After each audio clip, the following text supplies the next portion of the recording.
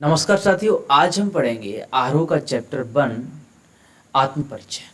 इससे हरिवंश राय बच्चन ने लिखा है। इनका जन्म 1907 में इलाहाबाद में हुआ था, जबकि इनकी मृत्यु 2003 में मुंबई के अंदर हुई थी।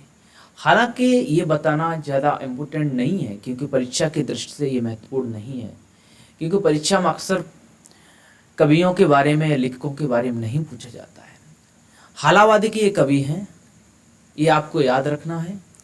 हम इस चैप्टर में सबसे पहले इस अध्याय के यानी कि इस कविता के सारांश को संक्षिप्त रूप में देखेंगे और उसके बाद हम जाकर डायरेक्ट स्टेंजा वाइज इसका अर्थ निकालेंगे।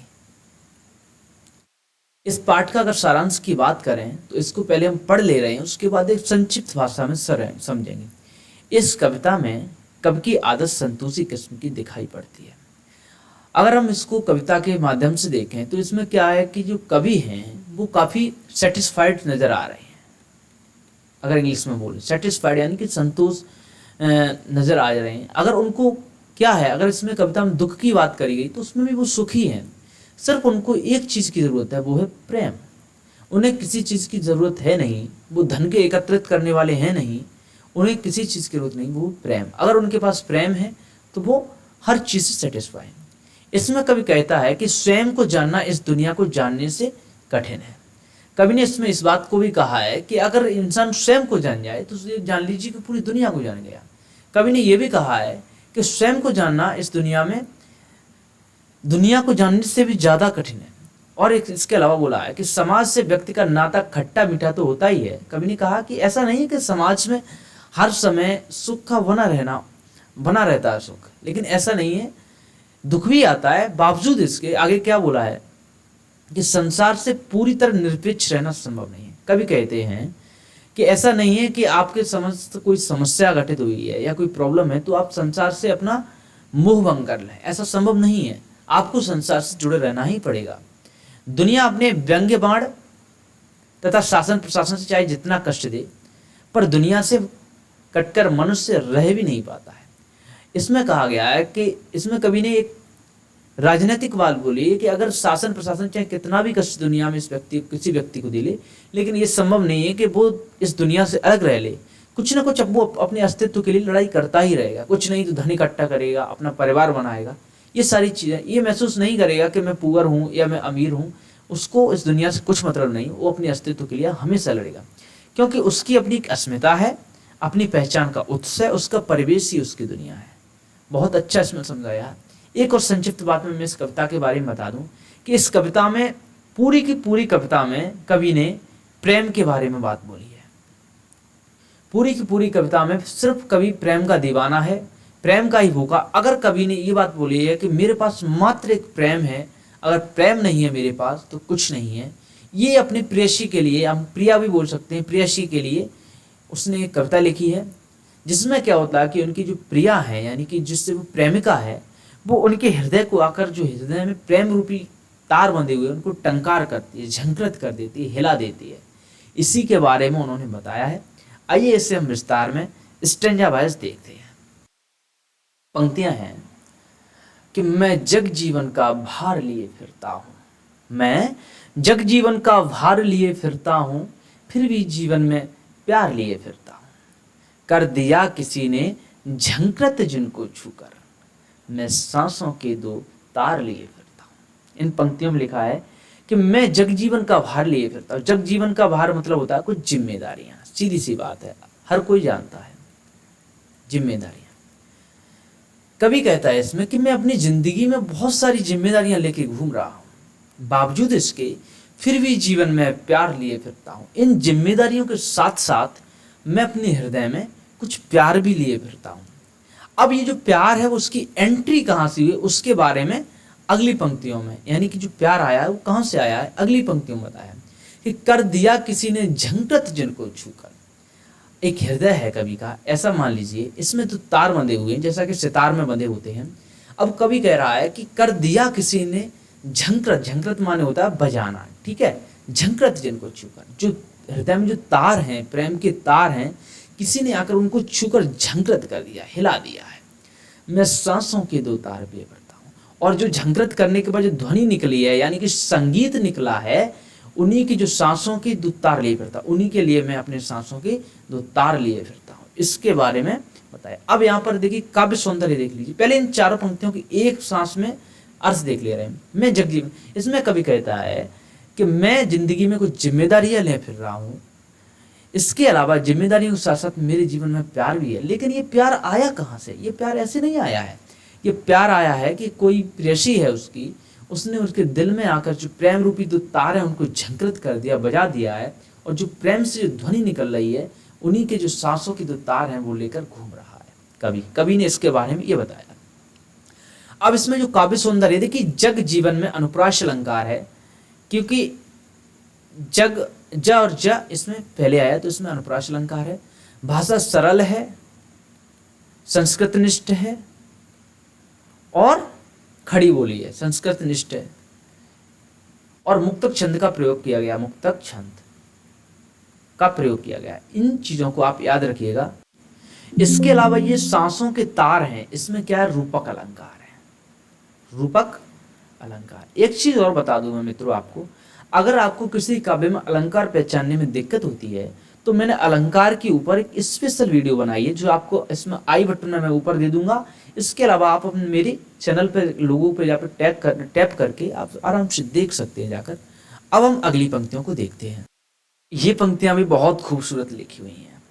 कवि कहता है कि मैं स्नेह सुरा का पान किया करता हूँ, मैं स्नेह सुरा का पान किया करता हूँ, मैं कभी न जग का ध्यान किया करता हूँ, जग पूछ रहा उनको जो जग की गाते, मैं अपने मन का गान किया करता हूँ।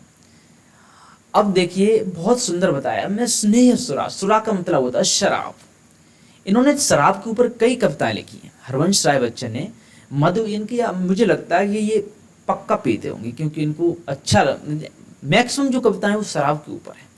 अच्छा, ये चीज नहीं कहा जा सकता, ये तो मेरा मजाक का एक टॉन्ट है, हालांकि ठीक है। तो आइए इसमें देखते हैं। मैं स्नेह सुरा का पान किया करता हूँ, यानी कि स्नेह सुरा मतलब प्रेम रूपी शराब। इसमें कहते हैं कभी कि मैं प्रेम रूपी शराब का सेवन किया करता हूँ। अच्छा, जल्दी जल्दी करता हूँ क्योंकि टाइम ओवर हो जाएगा इसमें, और वैसे भी अब मेरे फोन में यहाँ पर 1 बज गया है, रात का 1 बज रहा है। तो मैं स्नेह सुरा का पान किया करता हूँ, मैं कभी न झक का ध्यान किया करता हूँ। तो कवि कहते हैं कि जब मैं स्नेह सुरा का यानी कि प्रेम रूपी शराब का पान करता हूँ तो मैं कभी जग का ध्यान नहीं करता हूँ कि दुनिया क्या कहेगी। मैं तो अपने प्रेम में दीवाना होकर प्रेम का पूरी तरह से भरपूर उपभोग करता हूँ। ठीक है, तो मैं कभी न जग का ध्यान किया करता हूँ, जग पूछ रहा उनको जो की गाते, कि दुनिया में लोग कौन कहेगा कि आप प्रेम की। एक बात बताइए, आप किसी से प्रेम करें, ये जरूरी नहीं आपकी प्रेम का या प्रेमी हो उससे प्रेम करें, किसी से भी आप किसी पड़ोसी भी प्रेम करें तो वही जरूरी नहीं कि दुनिया को पसंद आ जाए। यही इसमें कभी नहीं बोला, जग पूछ रहा उनको जो जग की गाते। इसमें एक टॉन्ट किया गया उन लोगों को जो चमचागिरी करते हैं खासकर जाकर, ठीक है। तो उसमें बोला गया है, कभी कह रहा है कि जग उनको पूछता है जो जग की तरह बोलते हैं, यानी कि सिचुएशन को देखकर बोलते हैं, परिस्थिति के अनुसार, अपने फायदे के अनुसार बोलते हैं। अगर अमीर व्यक्ति है तो अमीर का भला कहेंगे, लेकिन अगर गरीब की गलती है, यानी कि अगर अमीर की गलती है तो गरीब की गलती बता देंगे सिचुएशन को देखे। तो उनके ऊपर टॉन्ट किया गया कि जग उन्हीं लोगों को पूछता है जो रिक्वायरमेंट के अकॉर्डिंग बात करते हैं। मैं अपने मन का गान किया करता हूँ, लेकिन मैं वही कहता हूँ जो मेरा मन कहता है, जो मुझे सच लगेगा मैं वही करूंगा। मैं अपने सिद्धांतों से कभी खिलवाड़ नहीं करता। अगर हम इसको चारों पंक्तियों को एक पंक्ति में बोलने की कोशिश करें तो हम ये भी कह सकते हैं कि कवि प्रेम रूपी शराब का सेवन करता है, और जब वो प्रेम रूपी शराब का सेवन करता है तो वो किसी का ध्यान नहीं देता है, दुनिया भी ये नहीं देखता उसे कौन देख रहा है। वो प्रेम रूपी शराब का सेवन पूरी शिद्दत के साथ करता है। और जग, इसमें ये भी बोला गया है कि दुनिया उन्हीं लोगों को पूछती है जो दुनिया के बोलते हैं, लेकिन मैं उन प्रकार के व्यक्तियों का नहीं हूँ, मैं उसी बात को कहता हूँ जो मुझे सच लगता है। इन पंक्तियों में ये बात बोली गई। अच्छा, इसमें अगर काव्य सौंदर्य देखें तो जो काव्य है ये सरल है, सहज है, संस्कृतनिष्ठ है और मुक्तक छंद का प्रयोग किया गया है। ये सारी की सारी पंक्तियों में काव्य सौंदर्य है। हालांकि इसका उपयोग परीक्षा की दृष्टि से बिल्कुल नहीं है, और मैंने आज तक नहीं देखा कि कोई सीबीएसई वगैरह में कहीं पूछा जाता हो ये पूछा नहीं जाता है, बावजूद इसके मैं बता दे रहा। हाँ, लेकिन कुछ चीजें हैं जैसे अनुप्रास अलंकार, अलंकार खासकर पूछा जाएगा आपको अलंकार। तो जैसे स्नेह सुराम है, देखिए सा इसका वर्णन हुआ है द्वारा द्वारा, तो अनुप्रास अलंकार हो गया है। ऐसे आपको 2-4 अलंकार याद रखना है, और अगला अलंकार आपको खोजना आता तो बहुत अच्छा है, नहीं खोजना आता तो एक वीडियो देख लेना, जैसा कि मैंने पहले ही बता दिया है। इसी प्रकार ये पंक्तियां हैं, बहुत ही सुंदर रूप में लिखा कि मैं निज उर के उद्गार लिए फिरता हूँ, मैं निज उर के उपहार लिए फिरता हूँ, है यह अपूर्ण संसार न मुझको भाता, मैं स्वप्नों का संसार लिए फिरता हूँ। इसमें कवि ने कहा है मैं निजुर, निजुर का मतलब होता है स्वयं के हृदय का, स्वयं के हृदय का। तो इसमें कवि ने बोला है कि मैं अपने स्वयं के उद्गार माने भावनाएं होती हैं, भावनाएं। तो इसमें कवि ने कहा है कि मैं अपने खुद के हृदय की कुछ भावनाएं लिए फिरता हूँ। इस दुनिया में अगर मैं जीवित हूँ तो कुछ हृदय की भावनाएं भी हैं। तो इसमें कवि बोला है कि मैं खुद के हृदय में कुछ भावनाएं लिए फिरता हूँ, मैं निज उर के उपहार लिए फिरता हूँ, मैं कुछ, लेकिन इन भावनाओं के साथ साथ मैं अपने हृदय में कुछ उपहार भी लिए फिरता हूँ। उपहार को, वो उपहार क्या है, जो उनकी प्रेयसी यानी कि प्रेमिका ने उनको प्रेम रूपी दिया है, प्रेम जो दिया है यानी कि प्यार दिया है, उसी को उपहार के लिए बोलते हैं। कि लेकिन इन भावनाओं के साथ साथ मैं अपनी जिंदगी में कुछ उपहार भी लिए फिरता हूँ, यानी कि प्रेम लिए फिरता हूँ अपने हृदय के अंदर, है यह अपूर्ण संसार ना मुझको भाता। अब देखिए कवि इसमें कहना चाहते हैं कि ऐसा नहीं है कि हर जगह दुनिया में प्रेम व्याप्त है, बहुत कम लोग ऐसे हैं जो दुनिया में प्रेम को पसंद करते हैं, इसीलिए ये संसार प्रेम के बिना अधूरा है, यानी कि प्यार के बिना अधूरा है यह अपूर्ण संसार ना मुझको भाता। यानी कि इस संसार में हर जगह प्यार व्याप्त नहीं है, इसलिए ये संसार पूरा नहीं है, ये अपूर्ण है, इसीलिए मुझको पसंद नहीं है। भाता माने पसंद है, ठीक है।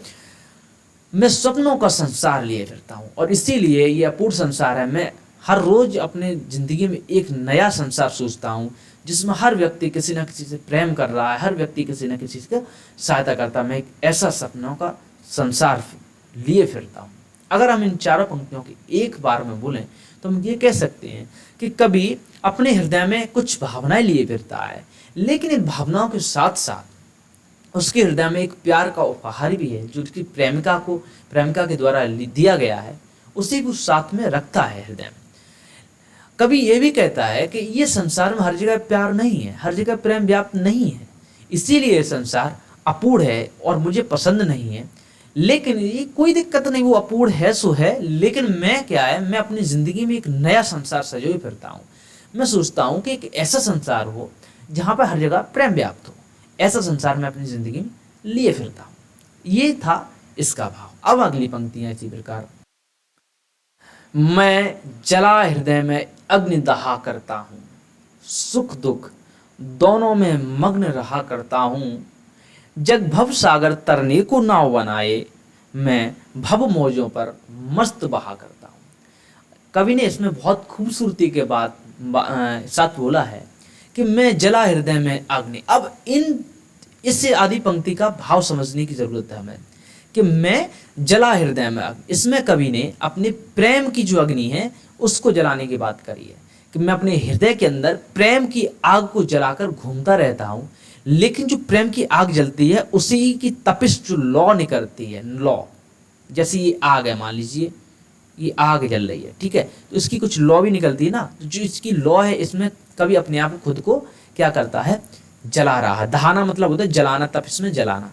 तो जो प्रेम की हृदय में जो अग्नि जलती है उसी के अंदर कभी अपने आप को खुद को जला रहा है। इस पंक्ति, पहली वाली पंक्ति में ये बात बोली गई है। अब इसमें बोला है कि सुख दुख दोनों में मग्न रहा करता हूँ, लेकिन जो हमारी जिंदगी में सुख दुख आए हैं, हर किसी की जिंदगी में आते, उन दोनों में मग्न रहा करता हूँ, क्योंकि मेरे पास क्या है, मेरे पास प्रेम है, इसलिए मैं मग्न रहता हूँ। मेरे को कोई समस्या नहीं, कब दुख आया कब सुख आया, मुझे तो सिर्फ एक चीज दिखाई पड़ती, वो है प्रेम या प्यार। That is love in general बोलते हैं, प्रेम और प्यार कम बोलते हैं, ठीक है। जग भव सागर तरने को नाव बनाए। भव सागर का मतलब होता है आपदाएं या समस्या। ये जग माने होता है दुनिया, तो दुनिया ये सारा जो भव सागर है, आपदाएं या समस्याओं को तरने के लिए, उनसे ऊपर आने के लिए, ओवरकम होने के लिए, पार करने के लिए नाव बनाता है। लेकिन मैं क्या, मैं भव मौजों पर मस्त बहा करता, लेकिन मुझे इन आपदाओं से कोई समस्या नहीं है, मैं तो इन्हीं आपदाओं पर मस्त चलता हूँ, मुझे कोई ऐसी समस्या फेस नहीं करनी पड़ती, क्योंकि मेरे पास एक सबसे बड़ी जो नाव है वो है प्रेम की नाव, जो मेरे पास व्याप्त है, मुझे कोई देखता नहीं। अगर इन चारों पंक्तियों में एक बार में बोले तो हम कह सकते हैं, कवि कह रहा है कि मेरे हृदय में एक प्रेम की आग जल रही, जिसमें मैं भी जल रहा हूँ। लेकिन खुशी इस बात की है कि जब मेरे पास कभी सुख या दुख आता है तो मैं मस्त मग्न होकर काट देता हूँ उनको, क्योंकि मेरे पास प्रेम है, मैं उसी में मस्त रहता हूँ।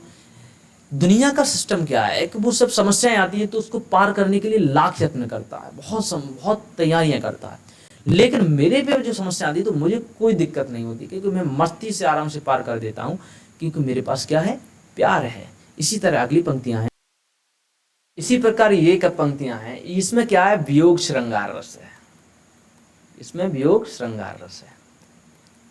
इसमें क्या है, मैं यौवन का उन्माद लिए फिरता हूं, उन्मादों में अवसाद लिए फिरता हूं, जो मुझको बाहर हंसा रुलाती भीतर, मैं हाय किसी की याद लिए फिरता हूं। अब यौवन का मतलब होता है जवानी, और उन्माद का मतलब होता है पागलपन। तो इसमें कभी ने बोला है कि मैं जवानी का पागलपन लिए फिरता हूँ। अगर हम अपनी भाषा में बोलें, तुम्हारी भाषा में बोलें, तो जोश भी बोल सकते हैं आप कि मैं जवानी का जोश लिए फिरता हूँ, यानी कि कह सकते हैं पागलपन लिए फिरता हूँ। यही सही है कि मैं जवानी का पागलपन लिए फिरता हूँ, प्रेम रूपी पागलपन, किसी को प्रेम रूपी पागलपन लिए फिरता हूँ, ये भी यही सही रखो। और उन्मादों में अवसाद, जो पागलपन है उसके अंदर में डिप्रेशन, अवसाद, उदासी लिए फिरता हूँ। अब इन दोनों का कारण क्या है, ये अगली पंक्तियों में बताया गया है, जो मुझको बाहर हंसा रुलाती भीतर। अब उस वक्त की बात बोल रहा है कवि, जब क्या है, जो प्रेमिका के साथ कुछ वक्त तो गुजारा होगा उसने, और जो खुशी के पल हैं उनको याद करके हर व्यक्ति मुस्कुरा देता। आप भी मुस्कुरा दोगे अगर आपको सुनने को मिला, हर व्यक्ति मुस्कुरा देता, लेकिन अंदर से क्या होता है, वो दिल को कचोट के चली जाती हैं। वही यहाँ पर एक्सप्लेन किया है कवि ने, काव्य के माध्यम से अपनी दुखद घटना को बताया, अपनी समस्या को बताया कि जो मुझको बाहर हंसा। जब हमें उसकी याद आती है, मतलब पुरानी यादें आती हैं, तो हम बाहर से तो हंस जाते हैं, लेकिन अंदर ही अंदर दिल में आंसू निकल आते हैं, रो जाते हैं। मैं हाय किसी की याद लिए फिरता हूँ, यही चीज़ तो बोली गई है ऊपर, किसी की याद आ रही तभी तो उसको ऐसा, तो मैं हाय यानी किसकी याद लिए फिरता है, किसी प्रेमिका की। अगर हम चारों पंक्तियों को एक बार में बोलें तो हम कह सकते हैं कि कवि क्या है, अपनी जवानी का जो जोश है, पागलपन है, उसको लेकर घूमता है। यानी कि जवानी के दिनों में जो प्रेम है उसका पागलपन को लेकर घूम रहा है, लेकिन उस पागलपन के साथ एक डिप्रेशन भी है।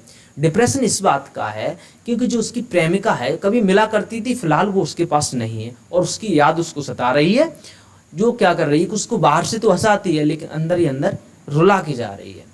ये इन पंक्तियों में बोला गया। अब हम अगली पंक्तियां देखते हैं। कर यत्न मिटे सब सत्य किसी ने जाना, क्वेश्चन मार्क से गया, ऐसे पढ़िएगा, कर यत्न मिटे सब सत्य किसी ने जाना, नादान वही हैं, यानी कि वही हैं उसी स्थान पर, नादान वही हैं हाय जहां पर दाना, फिर मूड न क्या जग जो इस पर भी न सीखे, जो इस पर भी सीखे, मैं सीख रहा हूं सीखा ज्ञान बुलाना। एक बार फिर से देख ले, क्या यत्न मिटे सब सत्य किसी ने जाना, नादान वही हैं हाय जहां पर दाना, फिर मूड न क्या जग जो इस पर भी सीखे, मैं सीख रहा हूं सीखा ज्ञान बुलाना। बहुत सरल है, सिर्फ थोड़ा देखने। यत्न माने होता है बहुत सारे प्रयत्न करना। अब इसमें लिखा है कर यत्न मिटे सब, जो व्यक्ति हैं बहुत सारे प्रयत्न कर करके इस दुनिया से चले गए, इसमें ये बोला गया है, लेकिन किसी ने कभी सत्य जाना, पर सत्य किसी ने जान पाया है। सत्य क्या है, यहाँ पर कभी ये जानना कहना चाहता है कि जो सत्य है वो दुनिया में मात्र क्या है, प्रेम है, प्यार है, इसके अलावा कोई चीज सत्य है नहीं। इसके बारे में कभी बोलना चाहता है। तो कभी बोला है करे यत्न मिटे सब सत्य किसी ने जाना, करे यत्न मिटे सब सत्य किसी ने जाना, नादान वही, एक मिनट बैटरी सेवर, यस, नादान वही हैं हाय जहां पर दान। नादान यानी कि ना समझ लोग वहीं पर हैं इस दुनिया में जहां पर समझदार लोग हैं, दोनों प्रकार के लोग यहीं पर हैं। फिर मूड न जग क्या जग जो इस पर भी सीखे। दुनिया को मालूम है कि दुनिया के तमाम लोग चले गए हैं यत्न कर करके कुछ सीखने को कि सत्य क्या है, सत्य क्या, बावजूद इसके नहीं सीख पाए हैं। क्या दुनिया पागल, मूड माने पागल नहीं है, क्या दुनिया पागल नहीं है कि इस ये जानते हुए भी किसी ने सत्य नहीं जान पाया फिर भी सीख रही है। इसके बारे में ये बोला है, कवि कहना चाहता है कि ये दुनिया पागल है, सभी को मालूम है कि सत्य क्या है, किसी ने नहीं जान पाया, फिर भी दुनिया को सीखना चाहती है कि आखिरकार सत्य है क्या। ये बोला है। अब आगे की पंक्ति में इसमें बोला है, मैं सीख रहा हूँ सीखा ज्ञान बढ़ाना। तो कवि कहना चाहता है कि मैं जो सीख भी चुका हूँ ना, उस ज्ञान को भुलाना चाहता हूँ।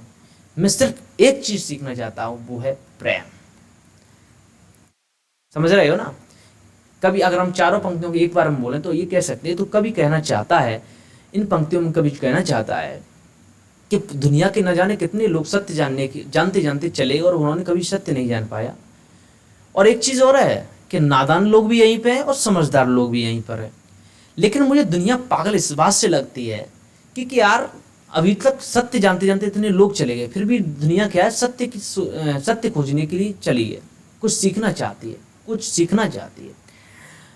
लेकिन मेरा उल्टा राग है, मैं तो जान गया हूं कि इस दुनिया में कभी किसी ने सत्य खोज नहीं पाया, कभी कुछ सीख नहीं पाया। सत्य क्या है? प्रेम। प्रेम किसी ने खोज नहीं पाया।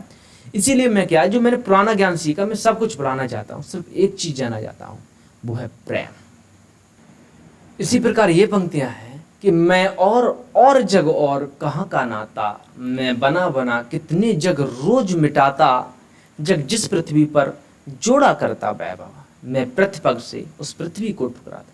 सबसे सरल पंक्तियां, और हर किसी ने इसको समझ भी लिया हुआ, मुझे जहां तक लगता है।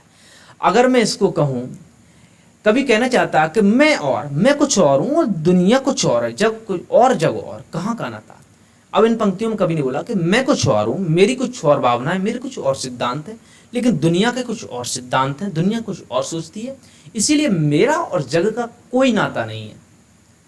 मैं बना बना कितने जग रोज मिटाता। मैं तो अपनी जिंदगी में, मैं अपने ख्वाबों में प्रतिदिन न जाने कितने जग यानी कितनी दुनिया सजाता हूँ और कितनी दुनिया मिटाता हूँ। और उन सारी दुनियाओं में क्या होता है? प्रेम होता है। मैं एक ऐसी दुनिया की कल्पना करता हूँ जिसमें हर कोई व्यक्ति हर किसी से प्रेम करे, प्यार करे।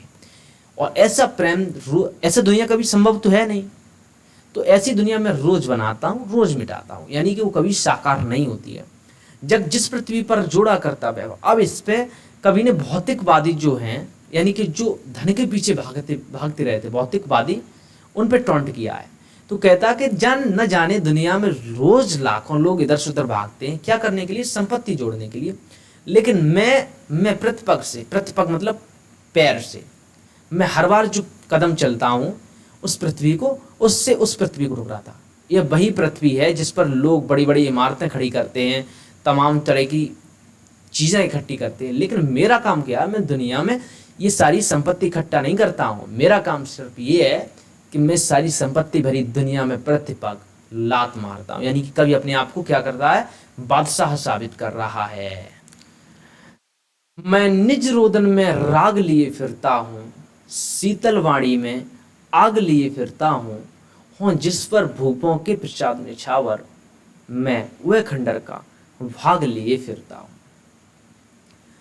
इसमें कवि ने क्या है, अपना क्या कि प्रेम में टूट चुका है। कवि यहाँ पर प्यार में टूट चुका है। जो हृदय है उसको प्यार का खंडहर बोल दिया। खंडर इसको बोल सकते हैं, खंडहर जो शब्द है इसको खंडर बोल दिया है।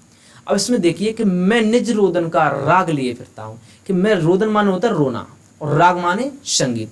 जो हमसे प्रेम में जो परेशानियां हुई है, जो दिल रो रहा है, उसके बीच में भी एक मैं संगीत लिए फिरता हूँ, ये कहना चाहता है। इसमें क्या इसमें विरोधाभास अलंकार है। एक बात ध्यान रखना, विरोधाभास अलंकार है। और मैंने काव्य का सौंदर्य पहले ही बता चुका हूँ। तो मैं निज रोदन में राग लिए फिरता हूँ, शीतल बाड़ी में आग फिरता हूँ। लेकिन जो मैं मीठी मीठी भाषा बोल रहा हूँ ना, इसमें प्रेम का एक उत्साह लिए फिर रहा हूँ, मैं उत्साह जोश लिए फिर रहा हूँ। वो जिस पर भूपों के प्रसाद निछावर, कभी कहता है कि जिस पर भूपों के प्रसाद निछावर, और जिस पर भूपों की महल, अपनी ये क्या है जो खंडर बता दिया है, इसकी तुलना भूपों की महल से करी है। इसमें यह भी एक अर्थ निकलता है कि जो जिस पर भूपों के प्रसाद निछावर, भूप माने क्या होते हैं? राजा। ठीक है, तो प्रसाद निछावर किस पर, भूप किस पर निछावर हुआ करते थे? राजा किसके आगे झुकते थे? मात्र एक प्रेम या प्रेम का ऊपर। तो हो सकता है इसका अर्थ ये भी हो। इसके दो अर्थक है, लेकिन मैक्सिमम साइट पर, मैक्सिमम जगह यही लिखा हुआ है कि जो मैं वह खंडर का भाग लिए फिरता हूँ, जो प्रेम रूपी उसका हृदय है, उसकी तुलना कवि ने किससे करी है? कि भूप के जो महल है, राजाओं के महल, उससे करी है। इन पंक्तियों में ये बताया गया है। इसी प्रकार शीतल बाड़ी में आग, ये जो शब्द है इसके अंदर भी विरोधाभास अलंकार है। आइए ऐसी अगली पंक्तियों को देखते हैं हम। इनमें लिखा है कि मैं रोया इसको तुम कहते हो गाना, मैं फूट पड़ा तुम कहते छंद बनाना, क्यों कवि कहकर संसार मुझे अपनाए, मैं दुनिया का हूं एक नया दीवाना। अच्छा, इन पंक्तियों के अंदर क्या है, कवि ने अपनी व्यथा बताई है। कवि कहता है कि एक पेज है मेरे सामने, सरल भाषा में समझाने की कोशिश करता हूँ। जब क्या है कि प्रेमिका की जब मुझे याद आती है या मैं अपने प्रेम के अंदर टूट टूट कर रोने लगता हूँ, तो क्या करता हूँ, मैं अपने पेज पर उस दुख को लिख देता हूँ। ये कवि कह रहा है। तो इसमें बोला है कि मैं रोया इसको तुम कहते हो गाना, मैं जब रोता हूं तो क्या करता हूं, मुझे कुछ शब्दों में व्यक्त कर देता हूं। जो हमारी पीड़ा है अंदर की, हृदय की प्रेम की जो पीड़ा है, उसको मैं शब्दों में व्यक्त कर देता हूं, लेकिन आप लोग उसको गाना कहते हो।